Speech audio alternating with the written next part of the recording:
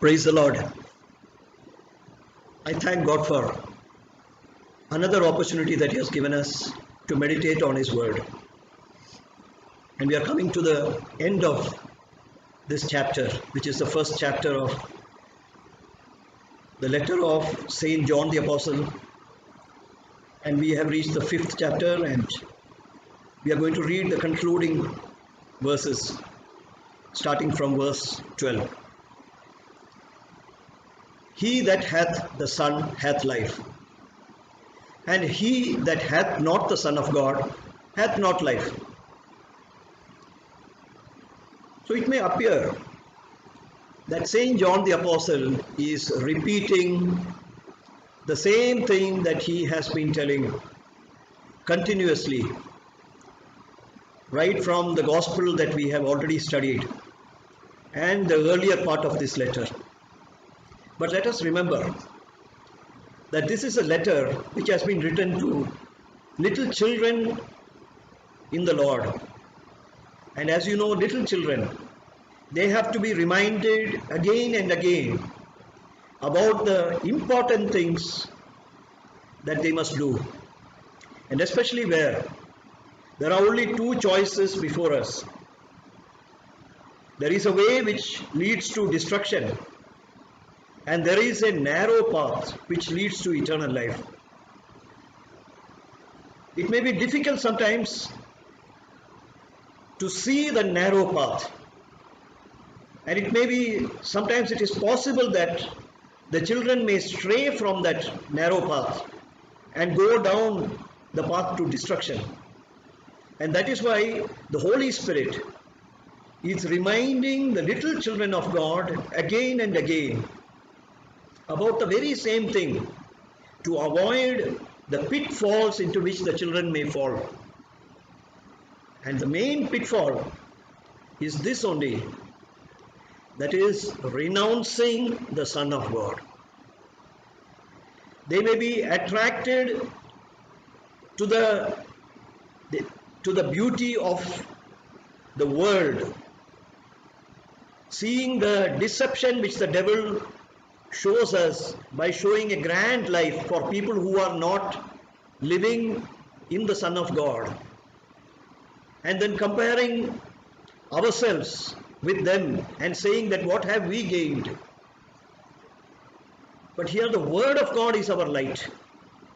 The Word of God is telling us very clearly that he who does not have the Son of God does not have life.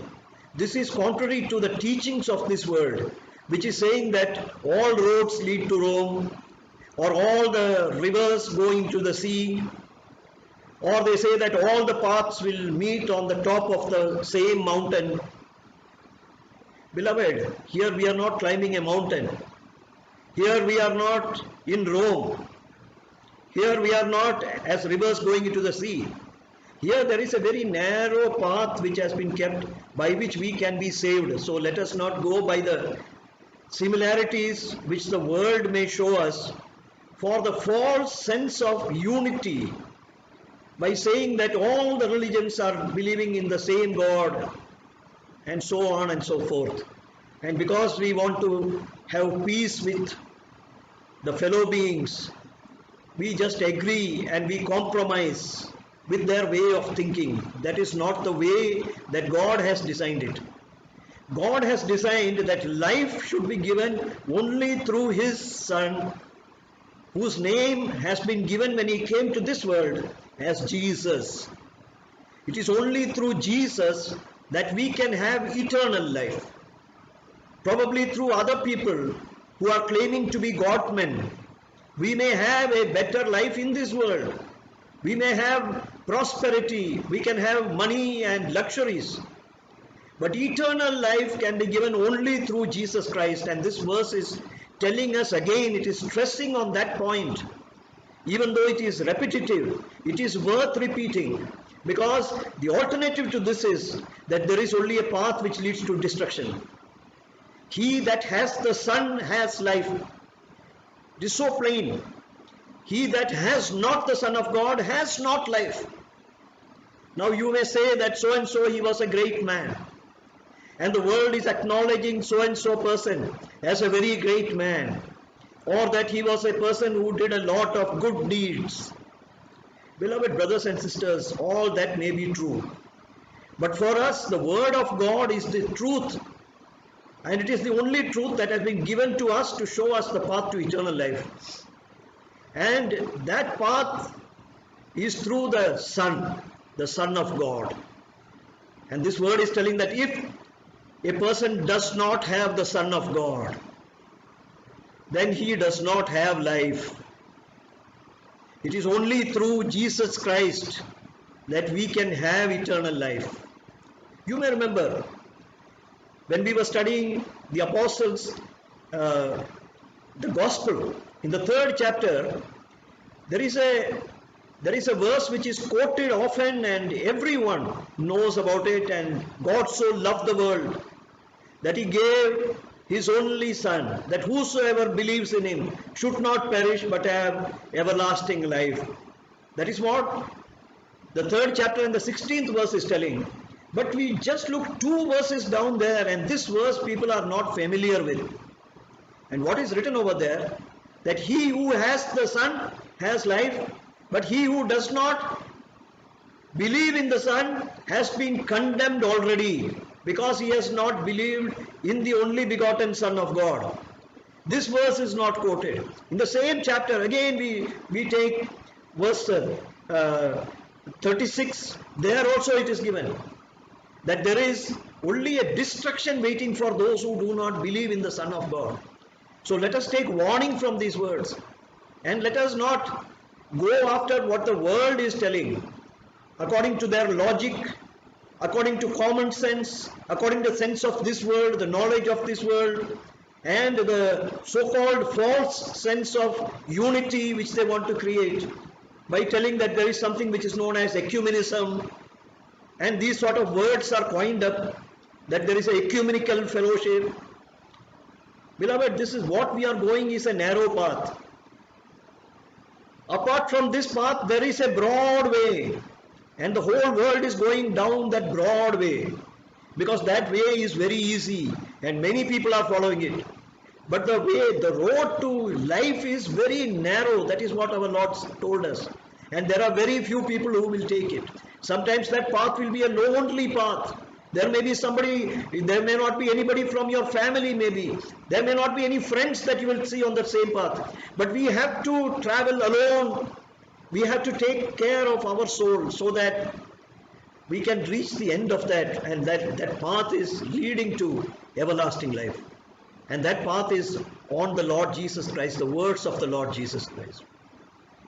And the 13th verse is telling us what we must do. These things have I written unto you that believe on the name of the Son of God, that you may know that you have eternal life, and that ye may believe on the name of the Son of God. So here there are 2 things told.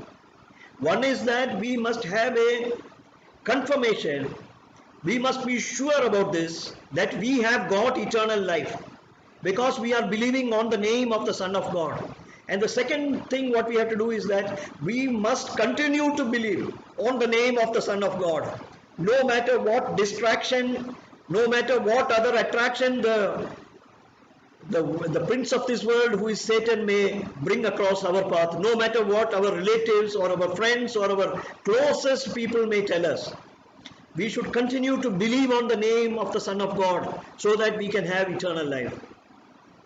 And verse 14 is telling, and this is the confidence that we have in him, that if we ask anything according to his will, he heareth us. And if we know that he heareth us, whatsoever we ask, we know that we have the petitions that we desired of him. So here it is given, once again the confirmation is given to us, that if we are walking on that narrow path, and if we make a prayer to our Lord Jesus Christ, because he cares for every prayer that we make, he will hear whatever we are asking, and we will be asking as per the will of God, and so he will give us the petitions that we are asking him for. And what should we pray for has been given in the 16th verse. What is the will of God that we should pray for? The 16th verse is telling, If any man see his brother sin a sin which is not unto death, he shall ask, and he shall give him life for them that sin not unto death. There is a sin unto death. I do not say that he shall pray for it. So this verse is telling us that there are two kinds of sins. There is one sin which leads to death. By this death, it is not meant the bodily death. The death of the flesh is not what we are discussing over here. This is the death of the soul in eternal hellfire. So here it is said that when we see a brother of ours, see the word is used is a brother. That means a fellow believer, a person who is already in the fellowship with us. And our fellowship is with God the Father and with the Lord Jesus Christ and with the saints of this world who are believing in the name of Jesus. If we see a brother who is sinning, but that sin is not unto death, it is said. So what is this sin unto death? For this also, like when we are continuing the Bible study, we will find many references. I will just name a few things. One is that you remember that. How did we come into salvation? We confessed Jesus with our mouth as the Lord Jesus Christ. But if a brother, he takes into his heart and he renounces the name of Jesus Christ and says that I am no longer accepting Jesus as my Lord. God forbid that should happen to anyone. But if he renounces the name which he has already confessed as a Lord, that is Jesus Christ, the name of Jesus Christ, then he is going to hellfire. And there is another thing which Jesus spoke about. He said that if any person blasphemes against the Holy Spirit, then there is no forgiveness for him. So if a brother who has already known about the Holy Spirit, that is why he is in the fellowship, but he blasphemes against the Holy Spirit after coming into the faith, he speaks with a lot of ridicule against the third person of the divinity who is the Holy Spirit, then there is no forgiveness for him, but there is a trembling for a judgment. That is all what is waiting for him. And then there is a third thing, and that we are reading in the letter to the Hebrews.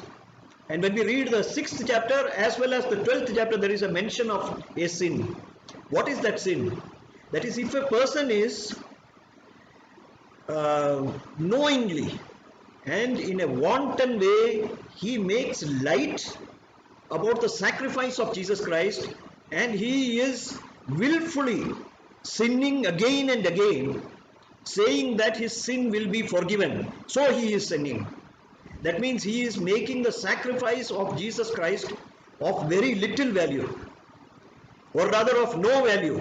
And then the writer to the Hebrews is telling, then in that case there is no more sacrifice remaining for him for the remission of that sin. And again in the 12th chapter it is said that the writer is reminding us about Esau, who was actually the elder son of Jacob, but he renounced his birthright, and then he sought the blessings of his father, but he could not get it, even though he cried with tears. So my dear brothers and sisters, our God, he has not changed. Our God is the same. When he says yes, it is yes. When he says no, it is no. He has given us the grace and he has forgiven us our sin. But it does not mean that we have a license to wantonly and deliberately commit sins. If we commit sins deliberately, there is no more sacrifice remaining for us. That is what it is written in the Hebrews chapter 6.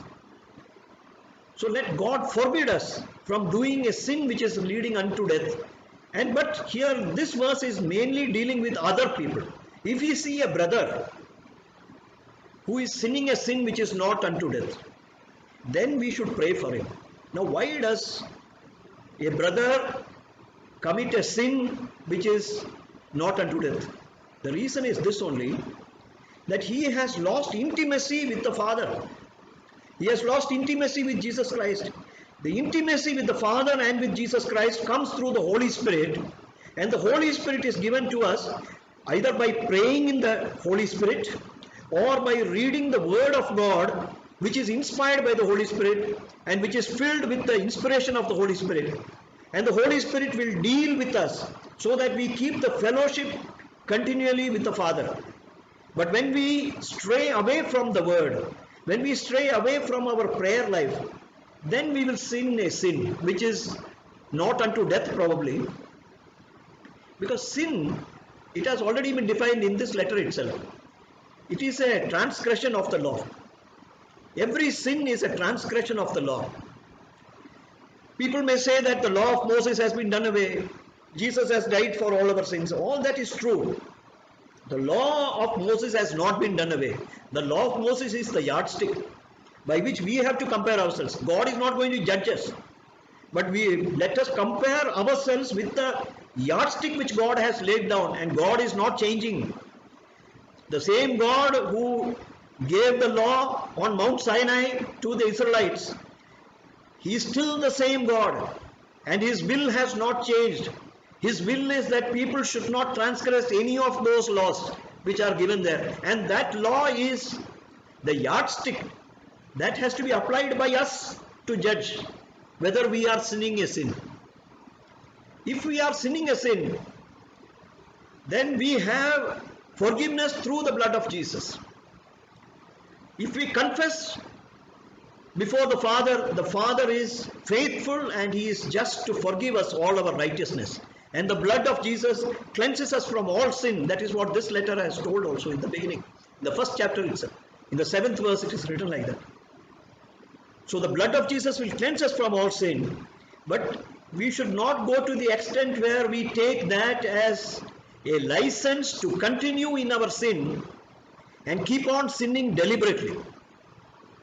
Because if we do that, then that is a sin which is unto death.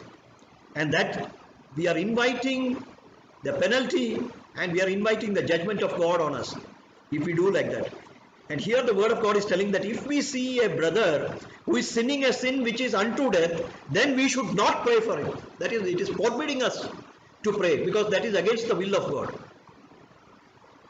Beloved brothers and sisters, when we are in the way, it is our duty to warn everyone who is with us. When we see a person straying from the path, that duty is cast on us, and we are not like Cain, who told to God that am I my brother's keeper? But we are the faithful people. When we see our brother, if we really love him, then it is our duty to say that, brother, you are straying a bit. Why don't you come to Jesus? Why don't you come back to the way? And we can also pray for such a brother. But if he has already gone very deep into such a way where he is taking the grace as a license, where he is blaspheming against the Holy Spirit, where he is openly renouncing the name of Jesus Christ as his Lord, then we are forbidden from praying for him, because that is not the will of God. 14th and 15th verse is saying that we have a confidence that when we pray according to the will of God, then He will hear us. And here it is telling that I do not say that he shall pray for it. What? Pray for a brother who is sinning a sin which is unto death. And 17th verse is telling all unrighteousness is sin, and there is a sin not unto death. So here it is stressed by Saint John the Apostle that do not take for granted that everybody is going in that path where they are sinning a sin which is unto death. Don't take like that. By and large, we are all governed by the Holy Spirit, and the Holy Spirit will give us a warning on time so that we do not sin. But all unrighteousness is sin. That is what the word of God is telling us. Every unrighteousness is sin. So we have to keep our way to prevent the unrighteousness from coming into our life. And 18th verse is telling, we know that whosoever is born of God sinneth not, but he that is begotten of God keepeth himself, and that wicked one toucheth him not. And we know that we are of God, and the whole world lieth in wickedness. The word of God is telling us that we have to keep ourselves. Keep ourselves means that is, we have to watch the way in which we are going. We have to keep a constant vigil. Because there is a perilous path. And you know, what we are walking is a very narrow path. On either side, we may fall down, and you know, there will be no salvation for us. So a person who is born of God, he does not sin. There are two meanings for this. One is that even if he commits a sin, every transgression that he commits during his lifetime has already been paid for by Jesus Christ on the cross. So when we have acknowledged Jesus Christ as our Lord, in the days that we are perfecting our walk, if we happen to fall down also, God will forgive us our sins for the sake of the righteousness of Jesus Christ, His Son. But we have to constantly keep a vigil that whether we are improving or not, whether we are sinning or not, and we should examine ourselves so that we can see whether we are keeping ourselves and whether we are walking in such a way that the wicked one has come inside our life. Remember that Satan is like a lion, and he is roaring and he is prowling about to see whom he can devour. If we leave one gate open, one sin which is our weakness, the devil can enter through that door, and then he can make us to fall away. And the final thing is that we may renounce the name of Jesus Christ.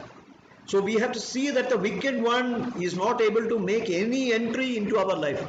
We have to make sure that every gate has been closed. And even if we sin, we have an intercessor for us who is Jesus Christ. He is sitting at the right hand side. He is our advocate. We can pray to him and ask him for forgiveness. That Lord, I have strayed from the path. Please forgive me. Please perfect my way so that I do not sin anymore. And the reason is this, that because we are of God, we belong to God. The whole world, it is actually belonging to the devil. It is belonging to Satan. And therefore the whole world is in wickedness. Today we are unable to put on the television and listen to the news, because such is the wickedness that we are finding in the world. All sort of brutal crimes are taking place all around us, which is showing us that the whole world is lying in wickedness. But we are with God. So we should not have any stain of the world in our life. That is what this verse is telling us. And the 20th verse is telling, and we know that the Son of God is come and hath given us an understanding that we may know him that is true. And we are in him that is true, even in his Son Jesus Christ. This is the true God in eternal life. So here the verse is telling us that the Son of God came and he has given us an understanding. This understanding has come through the Holy Spirit. The Holy Spirit gives us understanding. And there are two things that he tells us. One is that he gives us an understanding about Jesus Christ, so that we can know him. And the second thing is that we will also know that we are in him, that we don't have any stain of the world now, because we are in Jesus Christ. And there is one more thing, that this Jesus Christ is the Son of God, and through him only there is eternal life. So when the Son of God has come, he has given us the understanding through the Holy Spirit, so that we can know him, and so that we can know that we are in him, and that we are also having eternal life, so that we can safeguard this eternal life. And the 21st verse is concluding and again addressing us as little children. Little children, keep yourselves from idols. Amen. Keep yourselves from idols. We have a mistaken understanding about idols. We think that it is only relating to statues, or let us say pictures, or something which has been created in the likeness of a man or an animal or something else, which we are worshipping. We find that this is true actually all around us, that people of many religions, they are worshipping animals and they are worshipping reptiles, and they are worshipping human figures also, giving some name or the other. They are idols, no doubt. But there is another thing. There is another meaning which is a very wide meaning. And what is that meaning? That is, we give importance and reverence to something else or someone else who is not God, the true God, who is Jesus Christ. If there is anything in our life for which we are giving more importance and more reverence than Jesus Christ, we are rejecting Jesus Christ for the sake of these idols. That means that these are idols. They are standing in the place of where Jesus should be standing. Jesus should be our all in all. If Jesus is not our all in all and we have kept some reservation, including maybe, our self, our pride, our dignity, our vanity, ourselves, if we put ourselves before Jesus, then we become an idol. Let us remember that the first sin which was committed by Adam and Eve was also this only, that they wanted to be like God, and that is why they fell. They wanted to put themselves in the place of God. They put self in the place of God. They wanted to have the knowledge of good and evil, and therefore they fell. Today also the devil is trying to tempt us in that way. He is giving us lot of information, and that information, that knowledge, the science so-called, the logic so-called, philosophies of this world, all these things become idols which will make us to stray away from God. And we are little children. We are children who will get distracted by these things. We get distracted. That is why this letter is calling us as little children and telling us that we have to beware of anything which we are holding as more precious to us or more important to us, or as something for which we are giving more priority than Jesus Christ. Look out for that. Beware of that. That is what this verse is telling us. Amen. Let us pray. Heavenly Father, we thank you for speaking to us, O Lord. Thank you, Lord, that throughout this Bible study, Lord, you are helping us to know more and more about Jesus. O Lord, we thank you for the warnings that you have given us, O Father. Lord, today especially, Lord, you have warned us, O Lord, about the sin that leads to death, O God. We pray, Lord, that no one who is listening to this teaching, O Father, will ever commit such a sin which leads to death, O Lord. And for those who, O Lord, are committing sins, O Lord, we are now praying according to your word, O Lord. We are praying for those who are sinning a sin which is not to death, O Lord. We pray, Lord, that you will keep them from evil, O Lord. Help them to walk on the path, O Lord, and complete this race successfully so that we can get the prize at the end of it through our Lord Jesus Christ. In Jesus' name we pray. Amen.